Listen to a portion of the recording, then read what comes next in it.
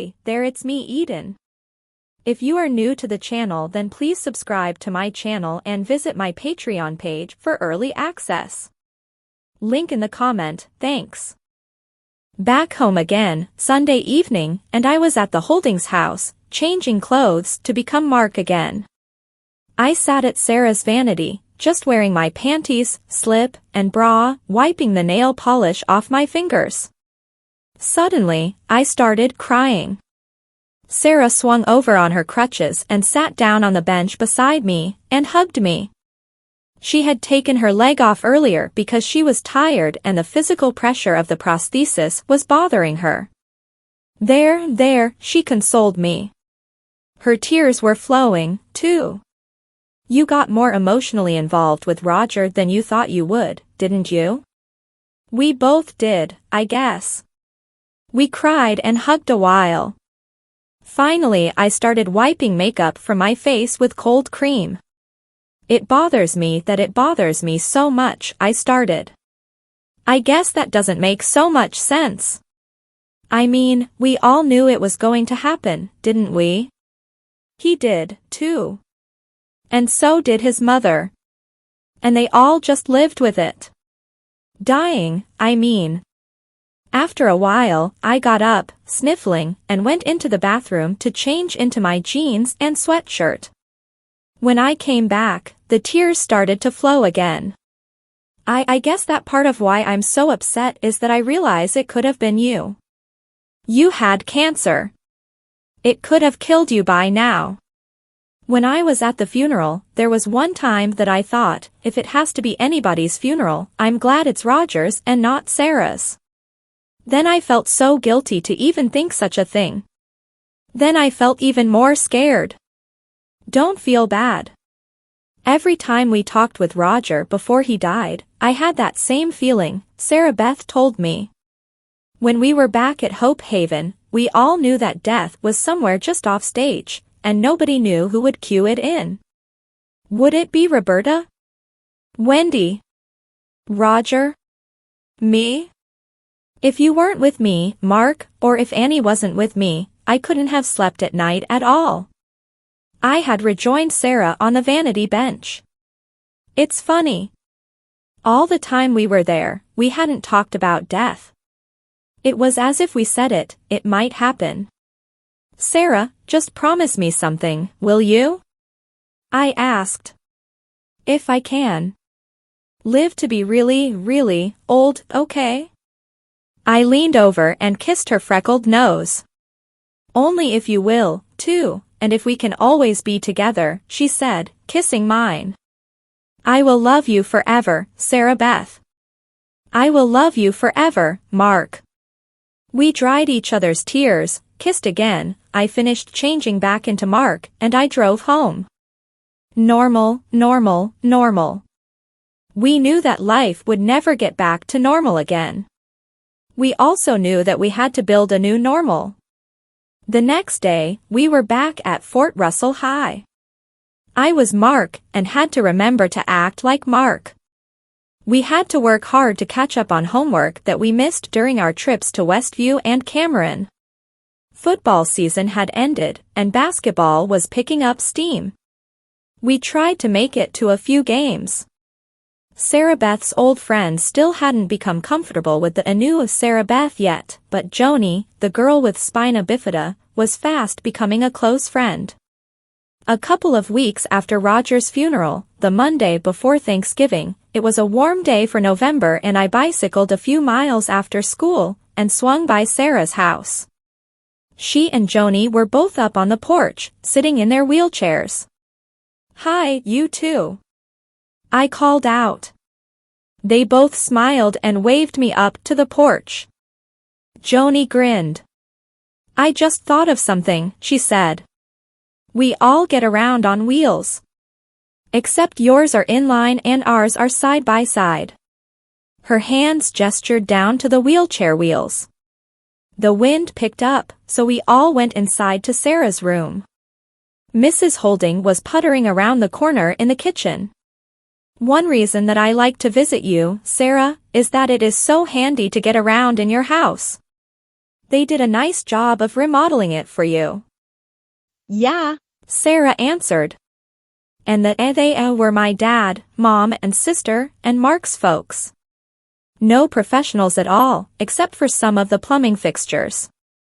This was actually part of our dining room, but they walled it off, added an accessible bath, and moved all my stuff in. Joni rolled over to the wall-length closet area. Neat stuff, she said, looking at some of Sarah's outfits. She said. Some of these outfits look like they're too tall for you. They were Annie's clothes in that section. Sarah responded. Oh, they're just my sister Julie's, things she didn't take to college with her. You remember her, don't you? Sure. I always loved watching her play basketball. Nice and friendly, too. But these clothes don't quite look like her style. Okay. So now we have a detective in the wheelchair. That's why they're here, Sarah explained. She told her about the aunt that always sent Julie frilly, feminine clothes. Fortunately, she didn't tell her that I had worn every last outfit. We all sat around talking about school, the teams, the cliques, the teachers, the usual stuff. The thought came back to my mind that with a new girlfriend, maybe Sarah wouldn't need Annie as much. Should I feel relieved? I don't know. Part of me felt disappointed. Part of me felt jealous. As I sat on the vanity bench facing into the room, I wasn't even aware that I had picked up a bottle of frosted pink nail polish and was rolling the bottle around the palm of my hand with my thumb. Joni noticed. Want to do your nails, Mark? She laughed. I blushed and sat the bottle down so quickly that it knocked over 2 or 3 other bottles of nail polish or makeup. Flustered, I sat them all upright. Joni was laughing louder. Boys get flustered so easily about makeup and stuff. You never know until you try it, Mark. You might look good with painted nails. Are you chicken to try? If only she knew. But she couldn't know. I tried to smile. It's just not my color, I said. Both girls rolled in closer to me, grinning. Should I pretend to act the male with his macho threatened? I glanced around and made sure that the nail polish remover bottle was still there and full enough. Well, okay. If you want. But I get to take it off when you're done. Joni did my left hand in pink and Sarah my right one in my traditional blue. About midway through, Sarah Beth told Joni this isn't the first time he's had his nails painted blue. I gasped. I liked Joni okay, but I sure didn't want to trust her with knowledge about Annie. It isn't? Well, tell me all about it, Joni grinned. I have a really low standing heart rate from my cycling, but I could swear my heart was pounding as if I were sprinting at the end of a race. Trust Sarah, I told myself. Trust Sarah. Mark didn't have much say in it, Sarah Beth explained. Last spring, before I got sick, Mark would come over to our house after school and after bike riding. A lot of times he'd fall asleep in that recliner in the living room. One day my sister and I had on blue nail polish, and he teased us. Well, he fell asleep on the recliner and woke up with blue nails. Joni laughed. We were pretty mean to him. Later on, though, he did us a big favor and we promised not to paint his nails while he was sleeping anymore. Well, I think he's cute with the blue and pink, Joni laughed. She looked at me. But don't worry, Mark. You're still a real guy in my book. At least they didn't take things any further when they were done with my nails. We talked a while longer, and I made a big thing about pretending to start out the door with the polish still on my nails, then coming back in and having them take the polish off, as if I didn't know how. Good news and warnings. They say that good things come in bunches of 3, and it worked for us. In the same week, Sarah and I both received notices of our acceptance to the state university, pending our graduation from high school.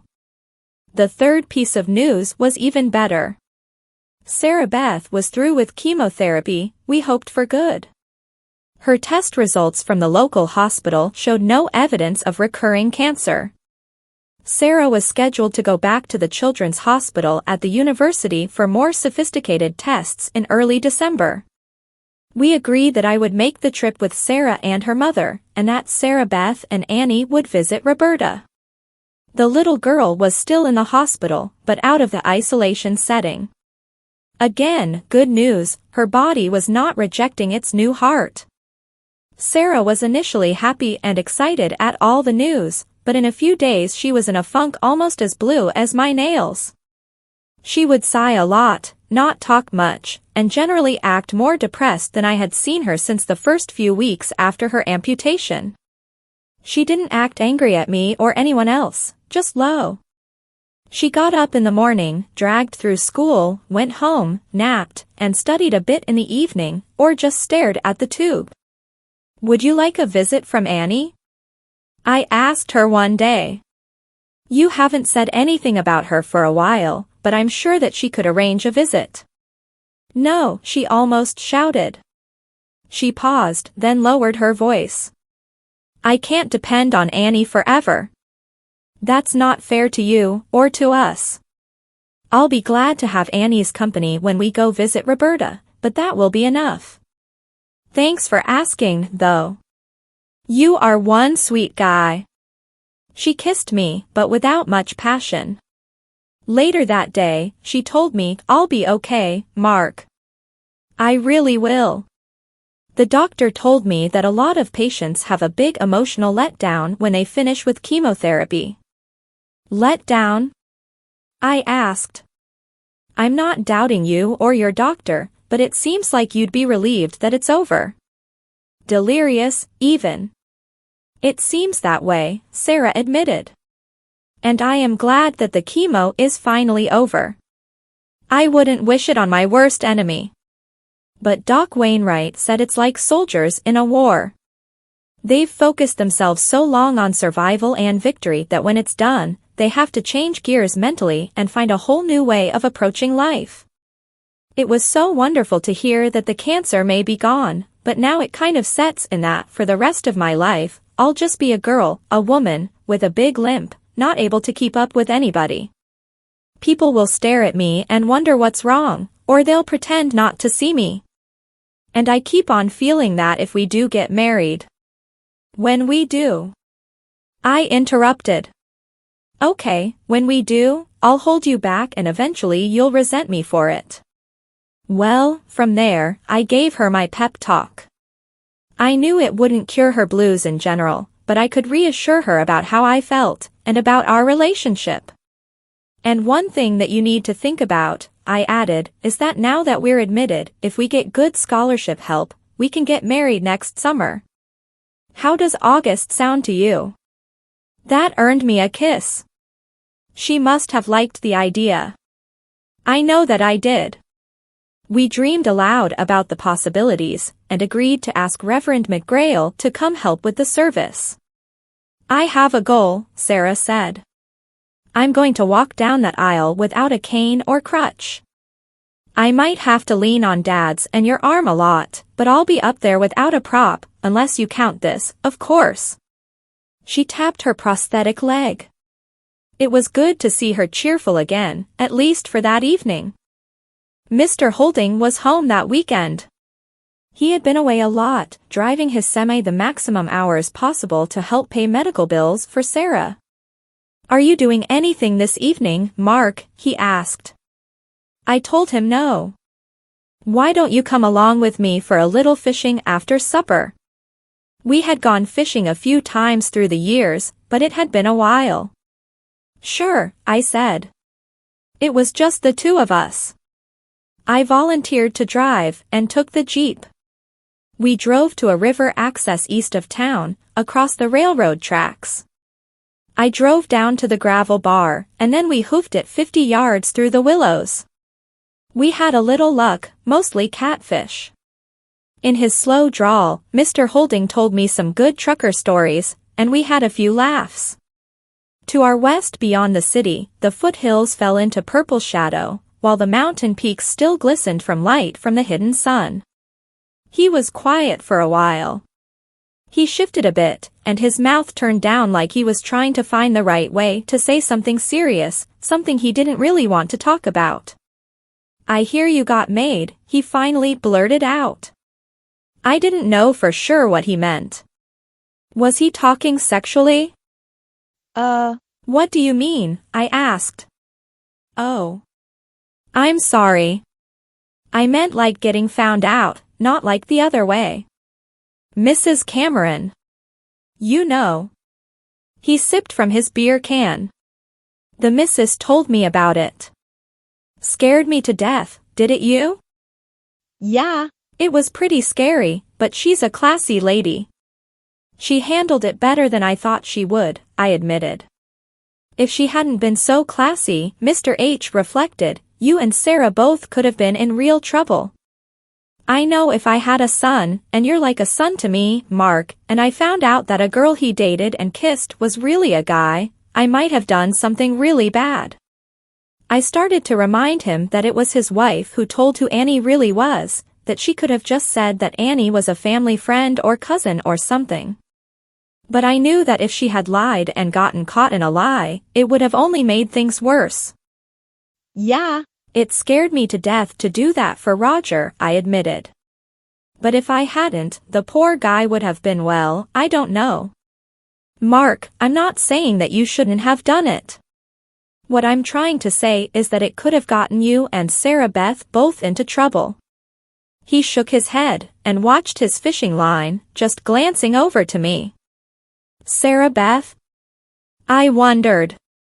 He explained that Sarah Beth could have lost her opportunities for a scholarship, and the Camerons, powerful people that they were, could have made all sorts of trouble for all of us. "I've heard that my daughter still dresses you up as Annie every now and then.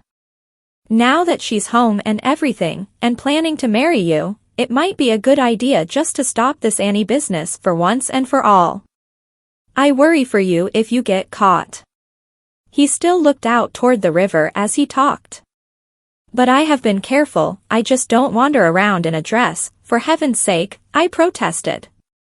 "Even at home, though, it bothers me," he admitted. "Even though I'm not there very much, 'cause I'm trying to make ends meet.